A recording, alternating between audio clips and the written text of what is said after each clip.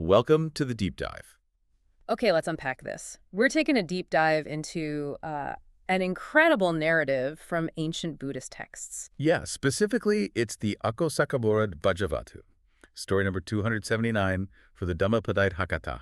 Quite a mouthful, I know. It is, and our sources for this are the original Pali texts and, their corresponding translations. Right, solid ground to stand on. Absolutely. And our mission here, really, is to pull out some profound wisdom, things about handling conflict, the nature of anger, and the surprising power that comes from patience, all guided by this really remarkable story. Mm-hmm.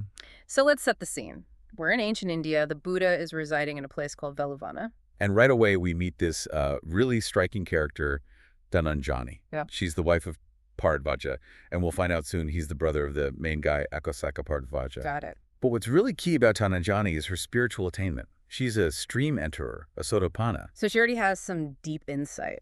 Exactly. And she had this unique habit. She'd often just utter this homage to the Buddha, Namo tassa bhagavato arahato sammasambuddhassa. Which means, It's like homage to the blessed one, the worthy one, the perfectly self-enlightened one. She'd say it almost automatically, if she coughed or slipped or stumbled.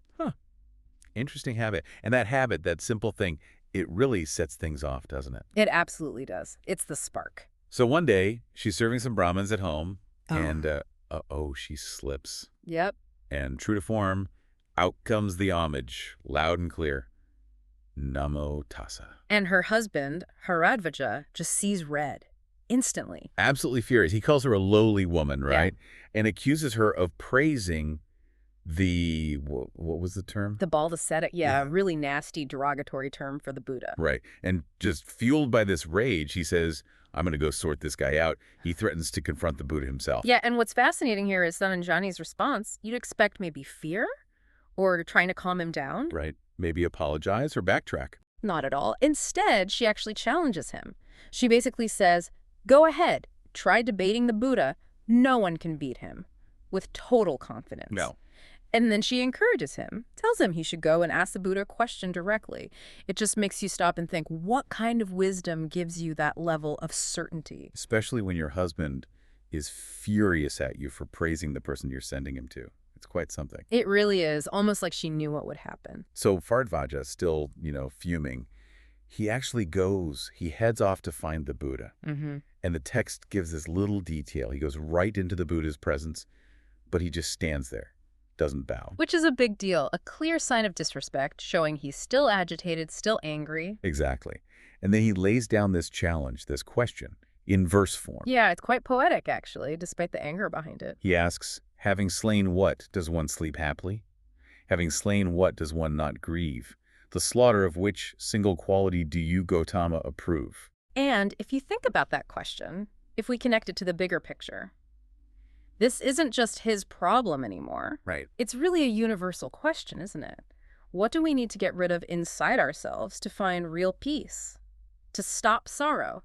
He's tapping into something fundamental. That's a great point. It elevates it beyond just his personal spat. Definitely. And the Buddha's response, well, it's classic Buddha. Incredibly direct, concise, and just powerful. So the Buddha answers him also in verse. Having slain anger, one sleeps happily. Having slain anger, one does not grieve. Straight to the point. The Aryas, the noble ones, praise the slaying of anger, whose root is poisonous and whose tip is sweet, for having slain it, one does not grieve. Ah, that image. The poisonous root, sweet tip. That's such a key insight, isn't it? Explain that a bit more. What does that really mean? Well, think about it. When you lash out in anger in that exact moment, it can feel good, right? Satisfying, like a release. That's the sweet tip. Yeah, you feel like you've vented, maybe got some power back. Exactly. But the Buddha's saying, look deeper.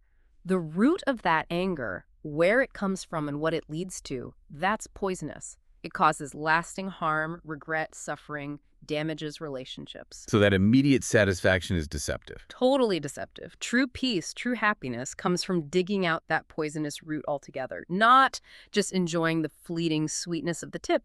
It's a real aha moment about how anger works. So it's not just about managing anger or like counting to 10.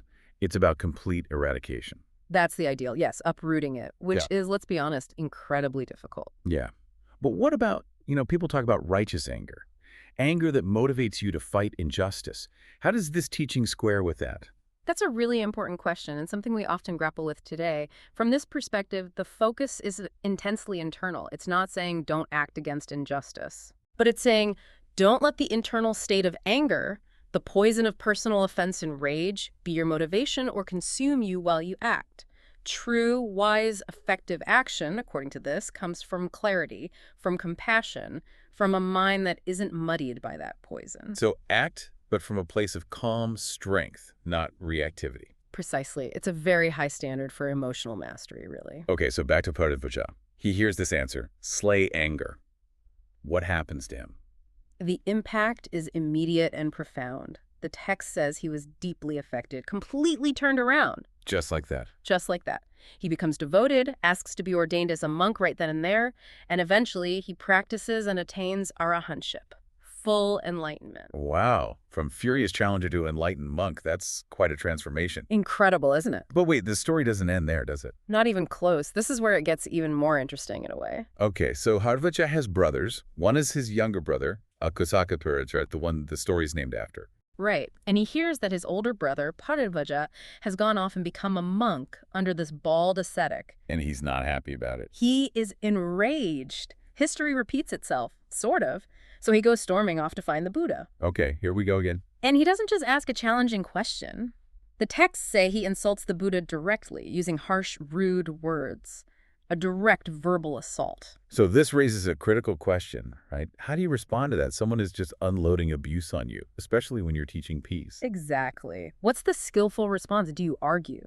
Defend yourself? Ignore him? The Buddha's approach is, well, it's unique. He uses an analogy. Ah, the giving food to guests analogy. I love this part. Explain how that worked. Okay, so the Buddha, very calmly, asks Akkosaka something like this. Brahmin, do you sometimes have guests visit you? Friends, relatives? And presumably Akkosaka, maybe still angry but probably a bit confused, says yes. Right. And do you offer them food, snacks, drinks? Yes, he says. Okay, the Buddha continues. If they don't accept the food you offer, who does that food belong to? And Akkosaka replies. Well, it still belongs to me, the one who offered it. Uh-huh. And then the Buddha makes the connection. Exactly. He says, in the same way, Brahmin, these insults, this abuse you are offering me, I do not accept it. Wow. So, to whom does it belong? And the implication is clear.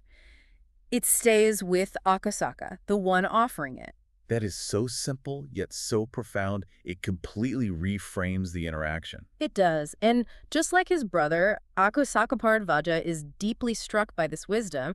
He too becomes devoted, gets ordained, and eventually reaches arahantship. Incredible, but wait, there were more brothers. Yes. The story keeps going. 2 more younger brothers, Sundarikabhāradvāja and Bilaṅgakabhāradvāja. Same pattern. No way. Yep. They hear about their brothers joining the Buddha, they get angry, they go insult the Buddha. And he uses similar skillful means, presumably? The text says he instructed them, and they too were won over, ordained, and also became arahants. 4 brothers, all starting with hostility, all ending up enlightened. That pattern is just amazing. Yeah. What does that tell us about the Buddha's approach? Well, it shows consistency, doesn't it? Despite the anger, the insults, his method, which seems rooted in wisdom and this profound lack of personal reactivity, consistently led to transformation. It wasn't about winning an argument. It was about showing them a path out of their own anger. It really highlights the power of that non-retaliation, that non-acceptance of the negativity. Exactly. It didn't give the anger anywhere to land, you could say. Okay, so the story then shifts scenes a bit, right, later on. Yeah, it moves to the Dhamma hall, the teaching hall. A group of monks are talking amongst themselves. And what are they discussing? They're marveling at the Buddha. Specifically, they're saying, isn't it amazing? These 4 brothers came, hurled insults at the Blessed One, and he just remained silent, said nothing in return. They noticed his lack of reaction. Yes. And they add, yet despite that initial abuse, he became their refuge, their guide. They're just stunned by his qualities. So what does this all mean for us listening now? How does the Buddha himself explain this? Well, right on cue, the Buddha enters the hall, asks them what they're discussing. They tell him, and he explains his own power, his own strength. He says essentially, because I am endowed with the strength of patience, monks, that's why.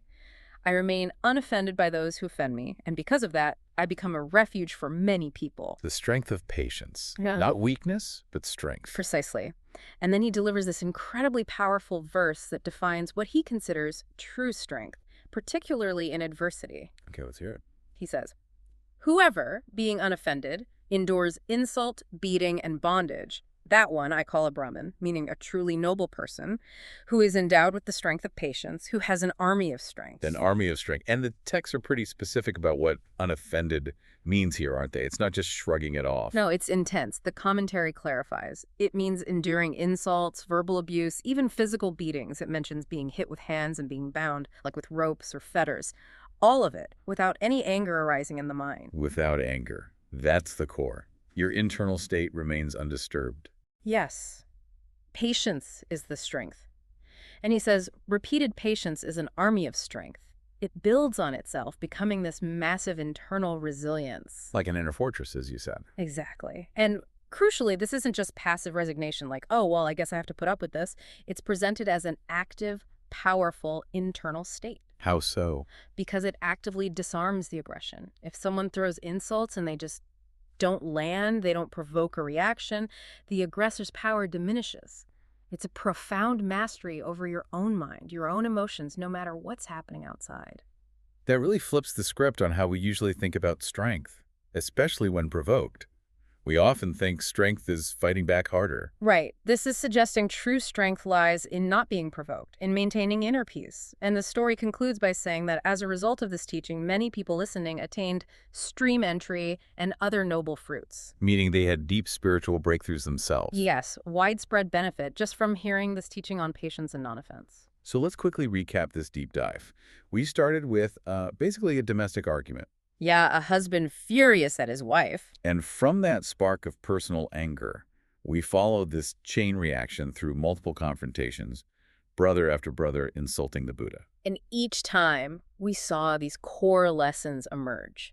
The poisonous nature of anger, even when it feels sweet momentarily. Right, the poisonous root, sweet tip. And then this incredible, transformative power of patience.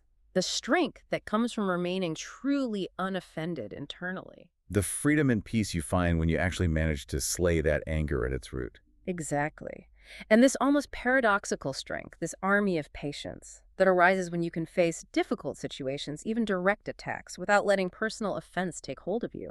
It's about mastering your inner world so the outer world loses its power to disturb you. So for you listening, what does this all mean in practical terms? Think about it. That choice, the conscious choice not to be angered even when someone is really pushing your buttons. This happens every day, right? Small ways and big ways. For sure.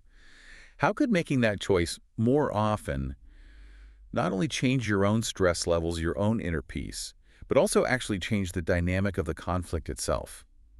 In your family, at work, wherever. And maybe a final thought to take away. What would it actually look like day to day to consciously try and cultivate this army of patience in your own life? Not aiming for perfection overnight, obviously, but just starting. When dealing with those daily irritations, the traffic jam, the annoying email, the disagreement with a partner, or even bigger provocations, what shifts might happen not just inside you, but in the situations around you if you approach them with this kind of patient strength? What unexpected transformations might that bring? That's a powerful question to sit with.